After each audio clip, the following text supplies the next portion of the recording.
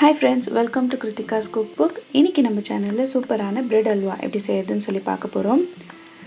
கண்டிப்பா வீடியோ படி நீங்க செஞ்சீங்கன்னா உங்களுக்கும் சூப்பரான பிரெட் அல்வா கிடைக்கும். நான் இங்க ஒரு 10 ஸ்லைஸ் அளவுக்கு பிரெட்டை வந்து சைடு எல்லாம் கட் பண்ணி வச்சிருக்கேன். கூடவே அதை வந்து ரெண்டா வந்து நான் கட் பண்ணியிருக்கேன். ஸோ இதை வந்து நம்ம எண்ணெயில போட்டு ஃப்ரை பண்ண போறோம். ஒரு கடாயில எண்ணெய் ஊற்றிட்டு அது நல்லா சூடானதும் மீடியம் ஃப்ளேம் வச்சு நம்ம இந்த பிரெட் பீசஸ்களை வந்து ஃப்ரை பண்ணி எடுத்துக்கலாம். ரொம்ப ஹை ஃப்ளேமில் வச்சு ஃப்ரை பண்ணிங்கன்னா சீக்கிரமாகவே அடிப்பிடிச்சிடும். ஸோ மீடியம் ஃப்ளேம் வச்சு பொறுமையாக வந்து ஃப்ரை பண்ணுங்கள். டக்குன்னிட்டு கலர் மாறிடும்.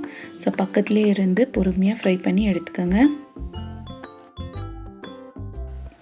இந்த மாதிரி கோல்டன் ப்ரௌன் கலர் வந்ததுமே நீங்கள் இதை வந்து எடுத்துடலாம்.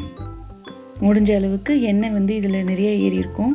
ஸோ அதை வந்து முடிஞ்ச அளவுக்கு ஸ்குவீஸ் பண்ணி தனியாக எடுத்து வச்சுக்கோங்க. இந்த மாதிரி பிரெட் பீசஸ் ரெடியான பிறகு நம்ம வந்து சுகர் சிரப் செய்யலாம். ஒரு கடாயில் 1 டேபிள் ஸ்பூன் அளவுக்கு எண்ணெய் சேர்த்துட்டு இதில் வந்து கேஷ்யூவும் ஆல்மண்டும் வந்து சேர்த்து ஃப்ரை பண்ண போகிறேன்.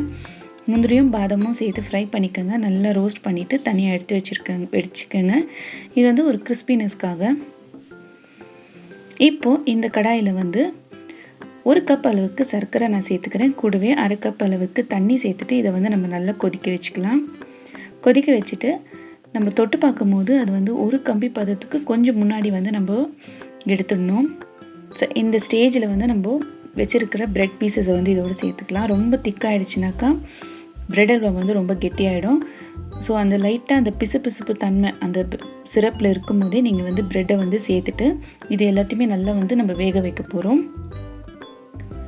நம்ம வேக வைக்கும் போது நம்ம சுகர் சிரப் எல்லாமே வந்து ஃபுல்லாகவே அப்சர்வ் ஆகிடும்.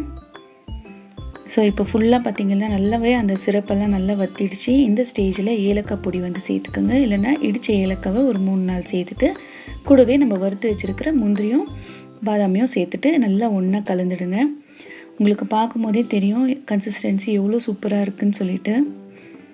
இந்த மாதிரி நல்லா மிக்ஸ் பண்ணிவிட்டு ஃபைனலாக ஒரு டேபிள் ஸ்பூன் அளவுக்கு நெய் சேர்த்துட்டு இதை க்ளோஸ் பண்ணி ஒரு 2 நிமிஷம் அளவுக்கு ஸ்லோ ஃப்ளேமில் வச்சுட்டு நீங்கள் எடுத்து சர்வ் பண்ணிங்கன்னா சூப்பரான பிரெட் அல்வா ரெடி. கண்டிப்பாக ட்ரை பண்ணி பாருங்கள். அண்ட் இந்த வீடியோ உங்களுக்கு பிடிச்சிருந்துச்சுன்னா சேனலுக்கு சப்ஸ்கிரைப் பண்ணிக்கோங்க. தேங்க்யூ.